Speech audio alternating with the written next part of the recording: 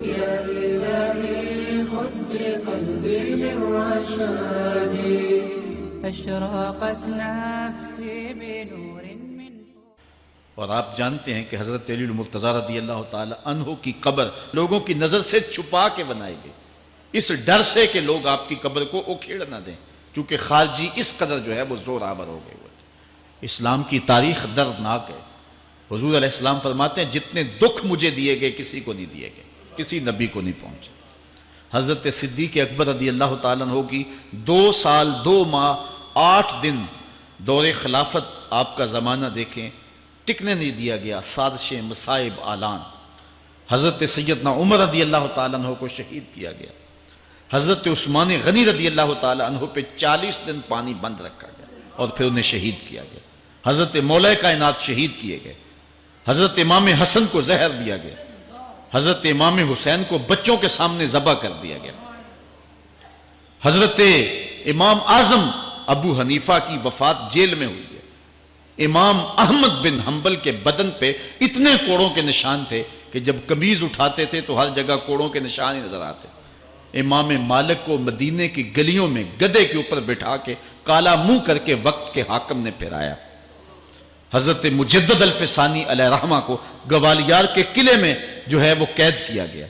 علامہ فضل حق خیر آبادی کو جزیرہ انڈمان کالے پانیوں کی سزا دی گئی۔ اہل حق کی تاریخ دیکھیں، دردناک تاریخ ہے۔ آج بھی کابل میں، کندھار میں، قلعہ جنگی میں، دشت لیلہ میں، تورا بورا میں، تکریت میں، موصل میں، بغداد میں، کشمیر میں، غزہ میں، یہاں برما میں دیکھو کون سی قیامت نہیں توڑی جا رہی ہے۔ ہمارے ساتھ ماضی دیکھیں تو ہمیں بغداد کی وہ دردناک کہانی سامنے آتی ہے جب انسانی کھوپڑیوں کا مینار تعمیر کیا جا رہا ہے اور منگول سردار نے اپنی فوج کو حکم دیا تھا کہ جو کسی مسلمان کا سر نہیں لائے گا اس کا سر کاٹ کے اس مینار پہ لگائیں گے۔ پھر لوگ پیسے لے کے پھرتے تھے کہ مسلمان کا پتہ دے اور اس کی کھوپڑی کاٹی جائے۔ کچھ لوگ جان چھپانے کے لیے تہہ خانوں میں گھس گئے، پھر دجلہ کا بند توڑا گیا، 1.25 لاکھ لاشیں ہم نے تہہ خانوں سے نکالی تھی۔ اندلس کی تاریخ پڑھیں، ہمارے ساتھ جو قیامت توڑی گئی۔ مصر کے اندر 30,000 فاطمی وہ شہید کیے گئے۔ غریب و سادہ و رنگی ہے داستان حرم، نہایت اس کی حسین اور ابتدا ہے اسماعیل۔ یہ اسلام کی تاریخی درد سے، خون سے بھری پڑی ہے۔ تو حضرت مولا کائنات سیدنا علی المرتضیٰ رضی اللہ تعالی عنہ کو اس وقت اگر خدا کہنے والے بدبخت تھے تو ان کو شہید کرنے والے اور اس ڈر سے کہ ان کی قبر کو کھیڑ نہ دیا جائے، خارجی اتنے زور آور ہیں تو ان کو جو ہے وہ لوگوں کی نظروں سے چھپا کر کے جو ہے وہ رکھا گیا۔ اور ایک دور وہ بھی آیا کہ ممبروں پہ بیٹھ کے مولا علی کو گالیاں دی جاتی تھی۔ یہ تاریخ میں یہ دور بھی آیا، آپ پڑھیں تاریخ، بنو امیہ کا ایسا دور بھی دنیا نے دیکھا ہے۔ اسی لیے حضور نے فرمایا تھا من سب علی فقد سبنی، جس نے میرے علی کو گالی دی اس نے مجھے گالی دی۔ اور لوگوں نے ممبروں پہ بیٹھ کے باقاعدہ حکومت کی طرف سے یہ جو ہے وہ قانون تھا کہ تمہارا خطبہ مکمل نہیں ہوگا جب تک علی کو گالی نہیں دو گے۔ یہ لمحے بھی آئے جب اس دور میں دشمن علی موجود تھے، مبغضین موجود تھے اور افراط محبت میں رکھنے والے موجود تھے۔ تو یہ دور تو اسلام کا حضور کے دور سے 1400 سال پیچھے ہے، تو یہاں بغض رکھنے والے بھی موجود ہیں۔ اس عنوان کے ساتھ اگر عنوان چھیڑوں تو یہ لمبی گفتگو ہو جائے گی، یہ میرا موضوع نہیں ہے، لیکن اتنی بات میں کہوں گا، اللہ کا شکر ادا کرو، اللہ نے تجھے اہل بیت کے در کا بھی غلام بنایا ہے اور صحابہ کا بھی غلام بنایا ہے۔ کچھ لوگ صحابہ کا نام لے کے اہل بیت کو برا کہتے ہیں، کچھ اہل بیت کا نام لے کے صحابہ کے خلاف بکواس کرتے ہیں۔ ہمارے بزرگ فرمایا کرتے تھے صحابہ نبی کے در والے ہیں، اہل بیت نبی کے گھر والے ہیں۔ ہم کہتے ہیں گھر والوں تجھے بھی ہمارا سلام، در والوں تجھے بھی ہمارا سلام۔ ہم در والوں کو بھی سلام کرتے ہیں، گھر والوں کو بھی سلام کرتے ہیں۔ کسی نے حضور خطیب الاسلام سے پوچھا تھا کہ حضرت عائشہ افضل ہیں یا حضرت فاطمہ افضل ہیں؟ پوچھنے والے نے تو صاحبزادہ سعد کو پھنسانا چاہا تھا، لیکن جن کے عقیدے صاف ہیں وہ پھنستے نہیں ہیں، ان کے عقیدے واضح ہوتے ہیں۔ تو حضرت صاحبزادہ نے فرمایا کہ میاں اگر دیکھو بیٹی ہونے کی حیثیت سے تو فاطمہ بیٹی ہے نبی کی اور عائشہ بیٹی ہے ابو بکر کی۔ ابو بکر کی بیٹی نبی کی بیٹی سے افضل تو نہیں ہو سکتی۔ اور اگر دیکھو بیوی ہونے کی حیثیت سے فاطمہ بیوی ہے علی کی اور عائشہ بیوی ہے نبی کی۔ علی کی بیوی نبی کی بیوی سے افضل تو نہیں ہو سکتی. تو یہ اپنے عقیدے کو واضح کر دیا. اللہ آپ کو سلامت رکھے اور حق کی راہوں کا مسافر. حضرت زید بن ارقم رضی اللہ تعالیٰ عنہ روایت کرتے ہیں کہ حضور نے ارشاد فرمایا من کنت مولا ہو فعلی مولا، جس کا میں مولا ہوں اس کا علی مولا ہے. حضرت عمران بن حسین روایت کرتے ہیں کہ حضور نے مولا کائنات سیدنا علی المرتضیٰ کے بارے میں ارشاد کیا ان علی منی وانا منہ فہو ولی کل مومن، علی مجھ سے ہے اور میں علی سے ہوں اور وہ ہر مومن کا ولی ہے. حضرت ام سلمہ کہتی ہیں کہ میں نے حضور سے سنا ارشاد فرماتے تھے لا یحب علی منافق ولا یبغضہ مومن، علی سے منافق پیار نہیں کرتا اور مومن بغض نہیں رکھتا. اور ایک حدیث میں حضور نے فرمایا من سب علی فقد سبنی، جس نے علی کو گالی دی اس نے مجھے گالی دی.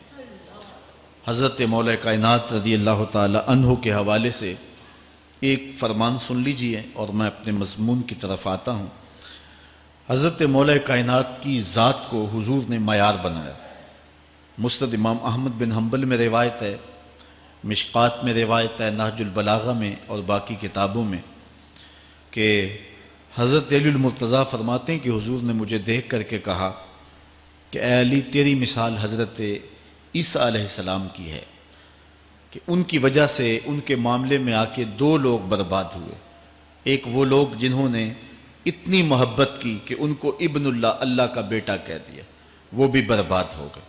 اور دوسرا گروہ وہ کہ جنہوں نے ان کے ساتھ بغض رکھا اور ان کی ماں پہ تہمت لگائی، وہ بھی برباد ہو گئے. حضور نے یہ ارشاد کر کے فرمایا، حضرت علی فرماتے ہیں کہ حضور نے کہا یہلک فی رجلان محب مفرط یکرزنی بما لیس فی، اے علی تیرے معاملے میں بھی دو لوگ بربادی میں مبتلا ہوں گے. ایک وہ لوگ جو اتنا پیار کریں گے کہ وہ کہیں گے جو تو نہیں ہوگا، اور دوسرے ومبغض یحملہ شنآنی علی ان یبہتنی، اور دوسرے وہ جو تیرے ساتھ بغض رکھیں گے اور بربادی کے راستے پہ چلیں گے. تو دونوں گروہ جو ہیں وہ بربادی کی راہوں کے مسافر ہو گئے. ایک نے محبت کی اور اس قدر محبت کی کہ وہ کہا جو حضرت علی نہیں تھے. حضرت مولا کائنات کے زمانے میں کچھ لوگ آپ کی دہلیز پہ آئے اور کہا یا علی انت ربنا انت خالقنا انت الہنا، اے علی تم ہمارے رب ہو، تم ہمارے خالق ہو، تم ہمارے معبود ہو. تو حضرت علی المرتضیٰ نے فرمایا کہ استغفر اللہ، اللہ تعالیٰ جل شانہ ہی خالق ہے اور وہی مالک ہے اور وہی معبود برحق ہے. انہوں نے پھر یہ بات کہی تو جب تیسری مرتبہ کہا تو حضرت علی نے ان کی گردنیں کاٹ دیں. تو یہ آج بھی لوگ موجود ہیں ہمارے ملک میں، ہمارے ضلع میں لوگ ہیں جو علی اللہ کا نعرہ لگاتے ہیں، اور یہ بدترین لوگ ہیں اور معاشرے کی تل چھٹ ہیں، اور یہ محبت میں گمراہ ہو گئے اور انہوں نے حضرت علی المرتضیٰ کو خدا اور الہ کہہ دیا. دوسرا طبقہ ہے جو حضرت علی المرتضیٰ کو الہ اور خدا تو نہیں کہتا لیکن انہیں نبیوں سے افضل مانتا ہے.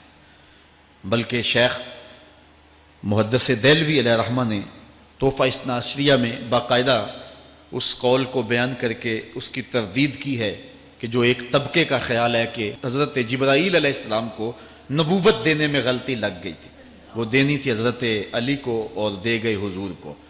تو آپ نے اس کا رد کیا ہے. ایک طبقہ نبیوں سے حضرت علی المرتضیٰ رضی اللہ تعالیٰ عنہ کو افضل مانتا ہے، اور یہ طبقہ بہت سارا پایا جاتا ہے. میں نے اپنے ان کانوں سے جو ہے یہ باتیں سنی ہوئی ہیں اور آپ نے بھی سنی ہوئی ہوں گی کہ نبیوں سے حضرت مولا کائنات کو افضل مانتے ہیں، اور یہ بھی گمراہوں کا ٹولہ ہے.